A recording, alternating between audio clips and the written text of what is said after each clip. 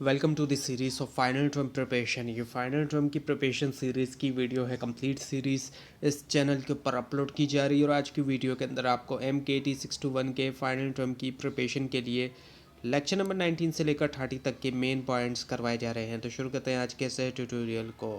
Advertising fundamentals से हम start करते हैं। Creativity versus profit. क्रिएटिविटी और प्रॉफिट रिप्रेजेंट करते हैं दो क्रिटिकल लेकिन कॉन्फ्लिक्टिंग प्रायोरिटीज़ जो एडवर्टाइजिंग के अंदर। क्रिएटिविटी से इनोवेशन आती है और इसके अलावा ब्रांड डिफरेंशिएशन और इमोशनल इंगेजमेंट आती है, जो कि ज़रूरी होता है कैप्चर करने के लिए कंज्यूमर की जो अटेंशन होती है सैचुरेटेड मार्केट्स के अंदर। लेकिन जो एक्सेसिव फोकस होता है क्रिएटिविटी में प्रॉफिटेबिलिटी को कंसिडर किए बगैर, उससे कैंपेन्स आती हैं जो कि अवार्ड तो विन करती है लेकिन रेवेन्यू जनरेट करने में, सेल्स जनरेट करने में फेल हो जाती है। प्रॉफिटेबिलिटी इंश्योर करती है कि एडवर्टाइजिंग इन्वेस्टमेंट से डिलीवर हो मेजरेबल रिटर्न, और अक्सर इसको किया जाता है इंक्रीज रेवेन्यू या फिर मार्केट शेयर के ज़रिए। बैलेंस करना इन एलिमेंट्स को रिक्वायर करता है स्ट्रेटेजिक प्लानिंग, क्रिएटिव आइडियाज़ जो कि लाजमी तौर पर अलाइन करें बिजनेस ऑब्जेक्टिव्स के साथ, और टारगेट ऑडियंस प्रेफरेंसेस और बजट कॉन्स्ट्रेंट। और कैंपेन्स कंपनीज अक्सर यूज़ करती हैं मैट्रिक्स जैसे कि ROI, कन्वर्जन रेट्स और कस्टमर एक्विजिशन कॉस्ट, ताकि इवेल्यूट करें प्रॉफिटेबिलिटी। एक सक्सेसफुल कैंपेन जो इंटीग्रेट करती क्रिएटिविटी ताकि बिल्ड करे इमोशनल रेजोनेंस, जबकि मेंटेन करते हुए क्लियर कॉल टू एक्शन जो कि ड्राइव करे कंज्यूमर बिहेवियर। अल्टीमेटली तौर पे अगर हम देखें सिनर्जी सिनर्जी यानी कि एक और एक दो मिलके तीन से ज़्यादा दो से ज़्यादा का काम करेंगे, तो सिनर्जी जो आती है क्रिएटिविटी और प्रॉफिट के दरमियान, वो आती है क्राफ्ट करने में मैसेज जो कि विजुअली अपीलिंग है, इमोशनली कंपेलिंग है, और इसके अलावा स्ट्रेटेजिकली तौर पर डिज़ाइन किया जाता है अचीव करने के लिए financial goals. Now the visual words and advertising campaigns. Visual word कुछ एम्बिगियस किस्म के फ्रेजेस होते हैं, इनकी इतनी क्लैरिटी नहीं होती, जिनको यूज़ करते हुए यूज़ किया जाता है एडवर्टाइजिंग के अंदर, ताकि क्रिएट करें एक ऐसा इंप्रेशन ऑफ वैल्यू के बगैर किसी कॉन्क्रीट प्रॉमिस के बगैर। और एक वर्ड्स अगर लें तो कुछ इस तरीके से के वर्ड्स होते हैं जैसे हेल्प्स, वर्चुअली, अप टू, जो कि बेनिफिट तो बता रहे हैं लेकिन अवॉइड कर रहे हैं अकाउंटेबिलिटी भी। एडवर्टाइज़र जो है वो इस्तेमाल करते हैं इन वर्ड्स का ताकि कंप्लाई करें रेगुलेशंस के साथ, लेकिन अपील कर रहे होते हैं कंज्यूमर की डिज़ायर्स को। अब जैसे एक शैम्पू के ऐड जो है वो इस तरह का क्लेम कर रहा है, हेल्प्स रिड्यूस हेयर फॉल, जो कि इफेक्टिवनेस तो बता रहा है लेकिन गारंटी नहीं दे रहा है रिजल्ट की। एडवर्टाइजमेंट जो है कैंपेन अक्सर जो है वो इस तरह की लैंग्वेजेस आती है ताकि इन्फ्लुएंस किया जाए परसेप्शन, स्पेशली जो कॉम्पिटेटिव मार्केट में जहाँ डिफ्रेंसिएशन ज़रूरी होता है। अब सक्सेसफुल कैंपेन में कंबाइन किया जाता है पर्सुएसिव लैंग्वेज जो विजुअल स्टोरी टेलिंग के साथ इमोशनल ट्रिगर, और जो स्ट्रेटेजिक का प्लेसमेंट है बहुत से मीडिया चैनल्स में। और अगर हम देखें बड़ी कंपनीज में के ऐड में, तो हमें एक ऐसा ऐड भी दिखाई देता है जहाँ पर ऐसी कैंपेन्स जहाँ पर इस तरह के फ्रेज का यूज़ किया जाता है, जैसे कि रेकमेंडेड बाय एक्सपर्ट्स, एक्सपर्ट्स की बात की जा रही होती है ताकि ट्रस्ट बिल्ड किया जाए। अब इस तरह की जब फ्रेजेस का इस्तेमाल किया जाएगा, एक्सपर्ट, रेकमेंडेड बाय एक्सपर्ट्स या फिर रेकमेंडेड बाय डॉक्टर, इस तरह करके, तो वहाँ पर ट्रस्ट बिल्ड किया जाएगा। और अगर और यूज़ किया जाता है विजुअल वर्ड्स का, तो उससे क्रेडिबिलिटी ख़राब होगी और कंज्यूमर स्केप्टिसिज्म होगा। एथिकल जो एडवर्टाइजिंग है वो एनकरेज करते हैं ट्रांसपेरेंसी और एविडेंस बेस्ड क्लेम्स, ताकि मेंटेन करें long term brand trust. So now the advertising media and sponsorship. Sponsorship and advertising media, sponsorship में शामिल है फाइनेंशियल या फिर इन काइंड सपोर्ट जिसको प्रोवाइड किया जाता है बिजनेस टू इवेंट्स, ऑर्गेनाइजेशंस या इंडिविजुअल जो एक्सचेंज में ब्रांड विजिबिलिटी या गुडविल के लिए। ये एक स्ट्रेटेजिक टूल होता है बिल्ड करने के लिए ब्रांड एसोसिएशन और रीच करने के लिए टारगेटेड ऑडियंस। और स्पोर्ट्स स्पॉन्सरशिप हम देखते हैं कि पार्टनर किया जाता है उसमें फीफा के साथ, ताकि इन्हेंस किया जाए ग्लोबल एक्सपोजर और ब्रांड क्रेडिबिलिटी। और एडवर्टाइजिंग मीडिया सिमरात चैनल्स का यूज़ करते हुए डिलीवर किया जाता है प्रोमोशनल मैसेजेस, जिसमें प्रिंट, ब्रॉडकास्ट, डिजिटल और आउटडोर प्लेटफॉर्म, ये तमाम प्लेटफॉर्म शामिल होते हैं। और हर मीडियम के ज़रिए यूनिक एडवांटेज होता है। टेलीविज़न से मास रीच मिलती है, मास ऑडियंस तक। रेडियो के ज़रिए लोकल टारगेटिंग होती है। डिजिटल प्लेटफॉर्म से हम प्रिसाइज ऑडियंस सेगमेंटेशन, एक ख़ास सेगमेंट को हम टारगेट कर सकते हैं। स्पॉन्सरशिप्स जो है वो अक्सर कॉम्प्लीमेंट करती है मीडिया एडवर्टाइजिंग को, क्रिएट करते हुए एक्सपीरियंशियल एंगेजमेंट जैसे कि ब्रांड इवेंट्स या फिर इन्फ्लुएंसर कोलेब्रेशन, और कंपनीज इवेल्यूएट करती हैं स्पॉन्सरशिप अपॉर्चुनिटीज़ जो कि बेस करती है ऑडियंस डेमोग्राफिक्स के ऊपर, इवेंट रिलेवेंस और जो पोटेंशियल आरओआई है। और जो इफेक्टिव इंटीग्रेशन होती है स्पॉन्सरशिप और मीडिया एडवर्टाइजिंग की, एम्पलीफाई करती है ब्रांड इम्पैक्ट, कंबाइन कर रही है जो कि इमोशनल एंगेजमेंट को ब्रॉड विजिबिलिटी के साथ। ना television, radio cable TV, transit and billboard advertising. Traditional media जो है ये रहा है इन्फ्लुएंशियल, डिस्पाइट के डिजिटल प्लेटफॉर्म में हम देखते हैं आज के दौर में इतना ज़्यादा होने के बावजूद भी ट्रेडिशनल मीडिया का रोल अभी भी मौजूद है। और टेलीविज़न जो है वो ऑफ़र करता है हाई विजुअल इम्पैक्ट जो है, और मास रीच भी करता है और आइडियल बनाता है ब्रांड बिल्डिंग कैंपेन्स के लिए। और एग्जांपल है तो सुपर बॉल कमर्शियल्स जो है वो रिनोन्ड है उसकी क्रिएटिविटी और ऑडियंस एंगेजमेंट के लिए। रेडियो एडवर्टाइजिंग जो है वो प्रोवाइड करती है कॉस्ट इफेक्टिव लोकल टारगेटिंग और पार्टिकुलरली इफेक्टिव है टाइम सेंसिटिव किस्म के जो प्रमोशंस होते हैं। केबल टीवी अलाउ करता है निश टारगेटिंग जो स्पेशलाइज्ड चैनल के ज़रिए, और एनेबल कर रहा है एडवर्टाइजर्स को कि वो रीच करें स्पेसिफिक इंटरेस्ट ग्रुप्स।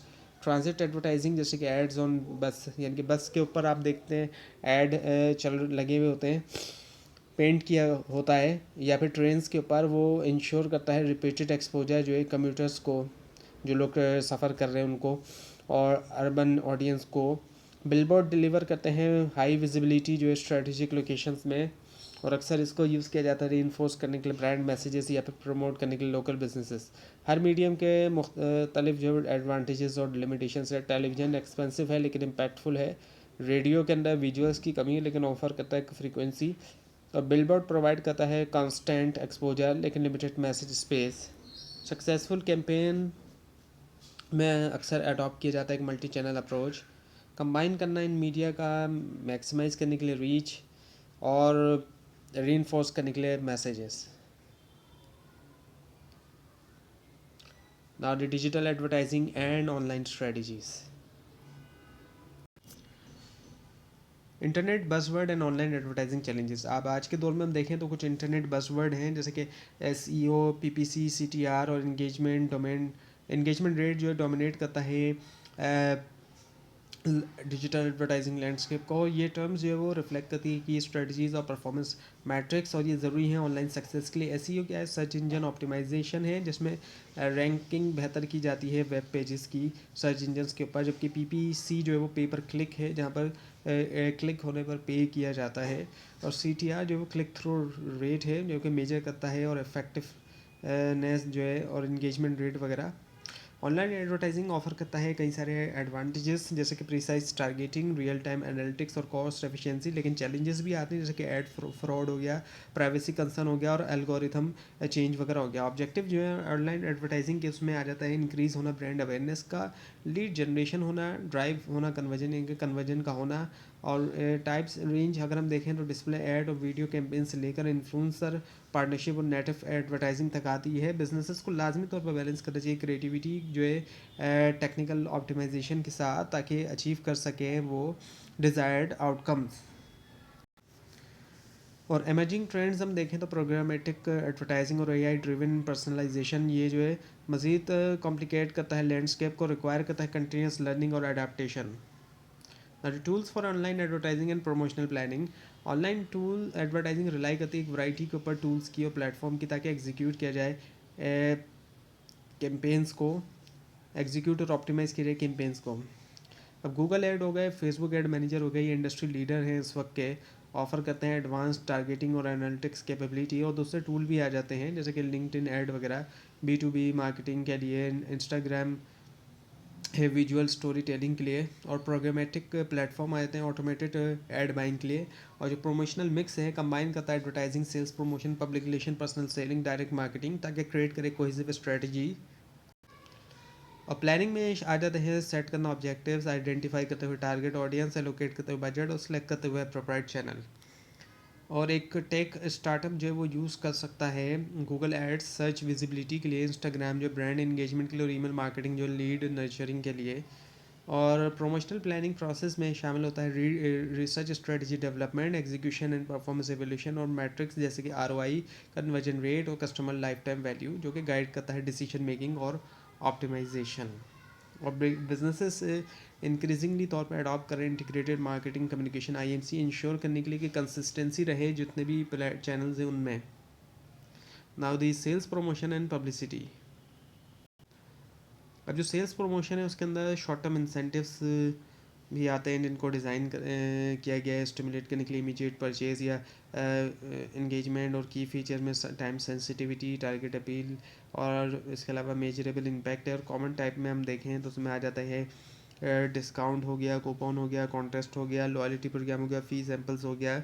एग्जाम्पल है तो रिटेल ब्रांड्स अक्सर यूज़ करते हैं सीजनल डिस्काउंट ताकि बूस्ट करें सेल्स हॉलीडेज़ के दरमियान। और इम्पॉर्टेंस जो है सेल्स प्रमोशन की वो है इसकी एबिलिटी में कि जिससे क्विक रेवेन्यू मिलता है, क्लियर इन्वेंट्री और अट्रैक्ट किया जाता है न्यू कस्टमर को। और ये कॉम्प्लीमेंट करता है एडवर्टाइजिंग को प्रोवाइड करते हुए टेंजिबल बेनिफिट्स जब जो कि रीइंफोर्स करता है ब्रांड मैसेजिंग, जबकि इस पर बहुत ज़्यादा रिलाई होना रोक सकता है प्रॉफिट मार्जिन और ब्रांड वैल्यू।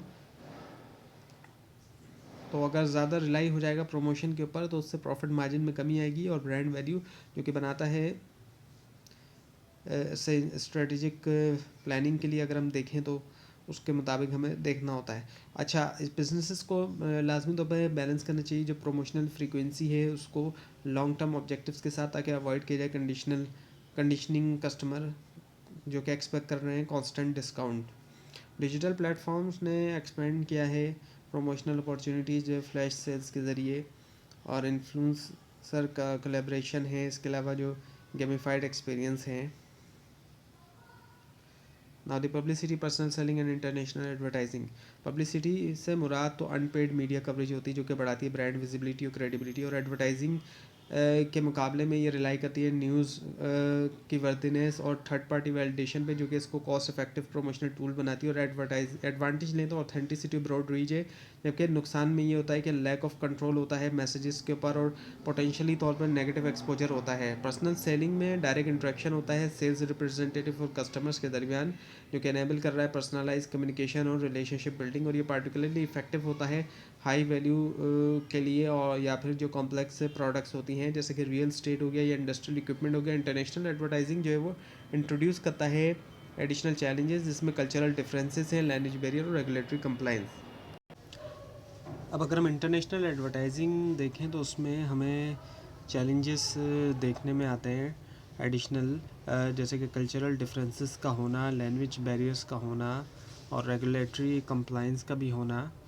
तो जो ग्लोबल ब्रांड्स होती हैं वो क्या करती हैं, अडाप्ट करती है कैंपेन लोकल प्रेफरेंस के मुताबिक ताकि मेंटेन करे कोर ब्रांड आइडेंटिटी को।